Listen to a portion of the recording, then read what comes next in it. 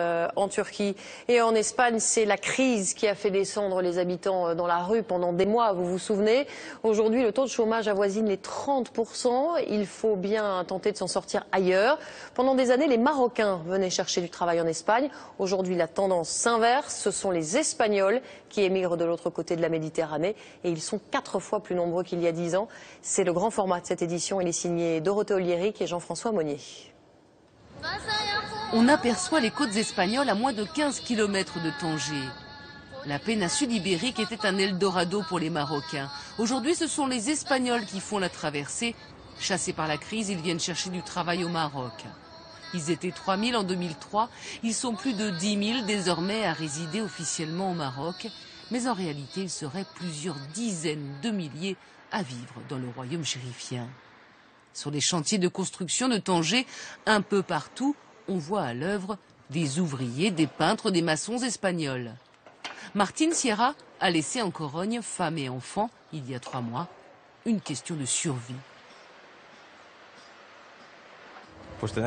Je suis venu pour trouver du travail. En Espagne, la situation est très mauvaise. Il n'y a rien. Vous auriez pensé venir ici? Jamais. Pour des vacances, oui. Mais pas pour du travail. Avant, moi je rêvais d'aller travailler en Espagne. Mais il n'y a plus de boulot là-bas. C'est chacun son tour. Avant la crise, les Espagnols résidant au Maroc étaient essentiellement des enseignants, des diplomates ou des hommes d'affaires. Mais le taux de chômage de près de 30% en Espagne et de 55% chez les jeunes a changé la donne. Massimo, lui, est diplômé d'architecture. Il a trouvé ici un emploi bien rémunéré, mais il constate l'arrivée d'immigrés d'un nouveau genre. Avant, les Espagnols arrivaient ici en terrain conquis. Ils étaient convaincus qu'ils pouvaient s'acheter le Maroc. Et maintenant, ils viennent ici pour demander de l'aide et acceptent de travailler pour le même salaire que les Marocains. À 1 heure de route de Tanger, la ville de Tétouan. L'été, la région est prise d'assaut par les touristes. Mais pour l'heure, la station balnéaire de Martil est juste balayée par les vents.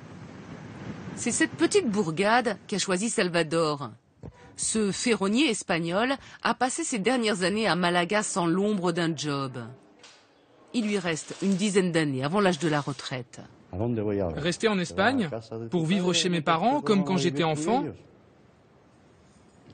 C'est pas possible. Là-bas, il n'y a rien, mais ici, il y a du travail, et j'adore. Et pourtant, ce n'est pas facile de tout recommencer. Salvador a certes déjà adopté la djellaba, mais pour communiquer avec les clients marocains, ce n'est pas encore ça. C'est compliqué, la barrière de la langue. Oui, ça c'est un peu mon petit problème. Mais petit à petit, on va y arriver. L'église, c'est le point de ralliement de tous les Espagnols. Chaque semaine, ils parlent ici du pays.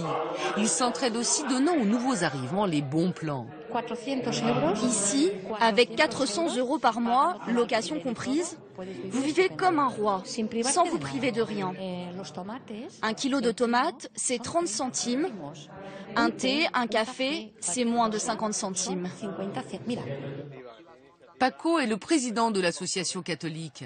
Il s'inquiète du nombre d'Espagnols désormais clandestins au Maroc. Il y en a plein en situation irrégulière. On va voir ce qui va se passer.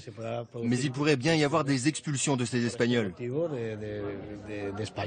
Il n'y a pas si longtemps, une telle chose était juste inimaginable. Mais ils sont de plus en plus nombreux, prêts à tout pour s'inventer une nouvelle vie, loin de la crise.